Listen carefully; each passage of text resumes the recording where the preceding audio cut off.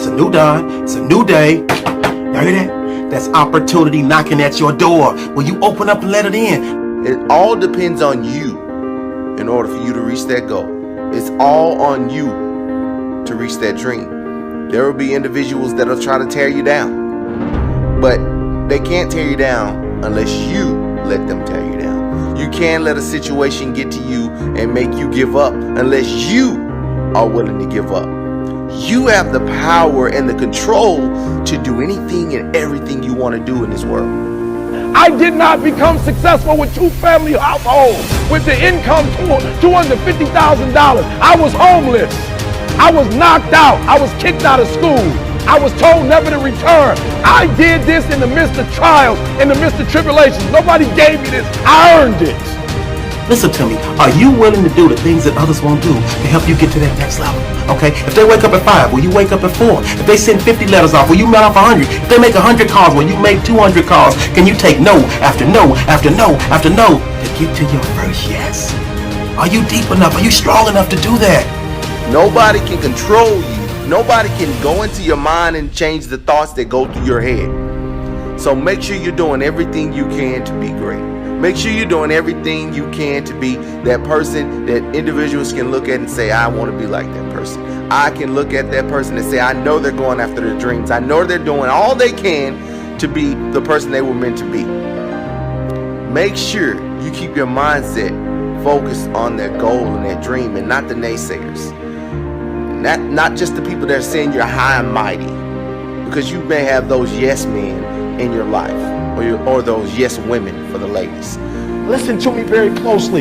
Y'all running from obstacles when in fact it's the obstacle that's going to take you to the next level.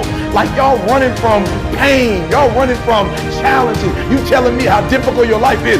Do you understand it is the difficulty that's going to prepare you and take you to that next level? I tell my players all the time, I coach basketball and we play in front of college coaches all the time, and I say, listen to me, if it's 5 players, coach is looking at 5 players and you one of them and y'all all do the same thing, what is it that you can do to separate yourself? It may mean you need to take 100 jump shots every day. You might have to run 20 extra sprints every day to separate yourself. Listen to me. We have a goal, we have a plan, and we're trying to get to that next level, but we have to do what others are not willing to do. Figure it out today. What is it that you can do to separate yourself from the pack? That's what it's all about. Life wasn't a crystal stair for me. Didn't nobody give me a network. I earned the network. I know Warren Buffett because I worked my way to Warren Buffett. I worked my way to Dan Gilbert. I worked my way to the NBA. I worked my way to the NFL. Everybody say, E, how did you crack the code? I grinded my way through the code. That's how I cracked it. I got up every day at 3. At Monday I grind, Tuesday I grind. When I don't care what the economy is doing. I don't care who the president is. I don't care who the governor is. I don't care who the mayor is. You need somebody to push you to the next level. You need someone to get you up and out, thinking outside the box whenever you're settled in somewhere. You always need to be going forward, because if you're not, you're going backwards. And there's always going to be that person, which you can come to me at times, but there's other people who are pushing you and motivating you to be the best person you can be, but you are that person that will only decide to reach that goal. The people who became the most successful in our society are people who broke the rules. You know, there was no presidents for 24-hour news cycles until Ted Turner did it. There's so many people who got out of the box. Look at Apple and the birth of the whole notion of Apple, or Nike. I talk about in the book, and the birthing of that corporation, how they did something with the tennis shoe that had never been done before. If you only base your decisions on empirical data, you can only repeat what somebody else already did. If you follow your instincts and your own God-given creativity, we can go where we have not been before. No matter who you are, no matter where you are in life, you can take the lid off of your job. And if you're wondering if you still have the lid on in your life, here are some clues that's going to let you know that the lid is still on. If you're not excited about waking up in the morning, if you're sitting around bored out of your mind, if you got time to do everything anybody asks you to do, you probably got the lid on.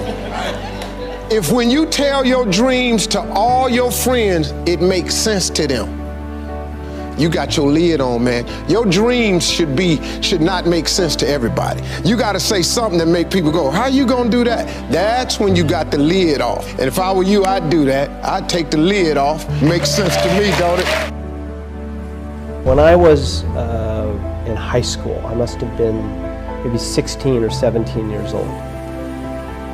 And I went rock climbing in El Dorado Canyon, near where I grew up in Boulder. I'd been climbing about 3 or 4 years, and I went to do a climb called T2. Now at the time, T2 was a relatively difficult climb. And I went at it with a kind of an arrogant lack of preparation.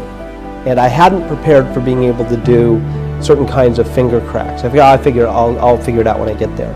And I also didn't pause, and this is that thing about boldness and discipline, I didn't pause to really double check all my systems. Okay, so I'm on the 4th pitch. I'm about 400 feet above the ground. I'm going across this slanting crack system that I started to have trouble with, and my forearms started to engorge with blood and lactic acid, which means at some point, even if you're on a big hold, your hands are going to melt off. Okay. And I'm about to fall. I'm 400 feet above the ground. But it should be okay because there's protection. I'm tied into the rope. I may take a fall, but I'll get caught.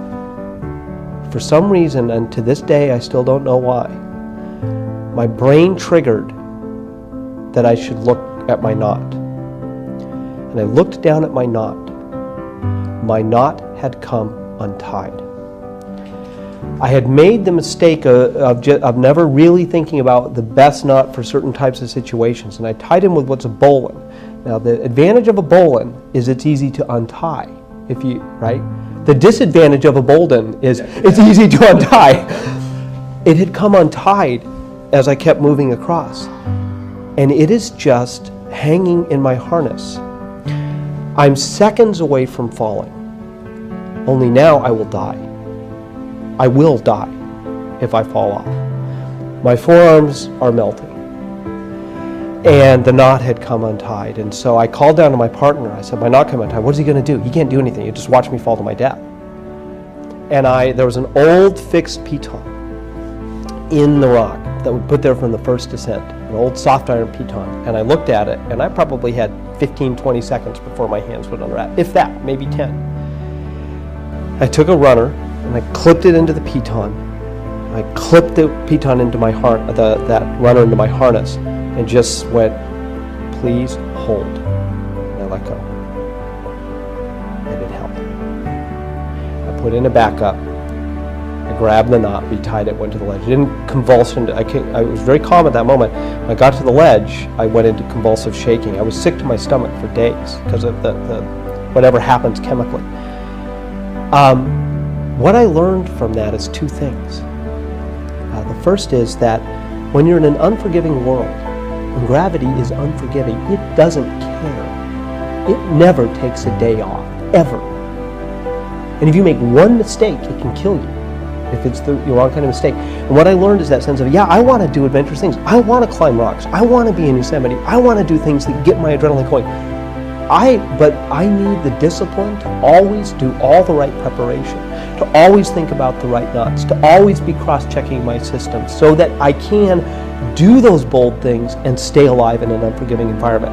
And as you and I spoke about earlier today, I think that's the rest. I think we're all heading into an unforgiving environment where we're going to have to be both bold and disciplined. The second thing I learned, what if that piton had not been there? We might not be here together. It was just by chance that piton was right there. And what you realize when you rewind the tape of your own life is that there are these crucial moments where if the luck had gone the other way, you might have gotten killed. And so what you have to do is to always be putting those extra disciplines in place, because I was lucky to live. And what I took from that is I never want to have to be lucky to live again. I want to live because of my discipline, not because of my luck. I think it helps if you try and enter an environment where you think you can learn a lot. And whether that's inside an organization, it doesn't have to be a company, it can be some other organization, or around people that you particularly admire, that you can learn a lot from. And I think that just helps expand one's horizons, and also gives the individual a sense of what excellence is really like. If you pick the right setting or the right set of individuals and done right, it's a transformative set of experiences and massively expands your horizons and the sense that you have of all the wonderful array of opportunities that lie in front of you.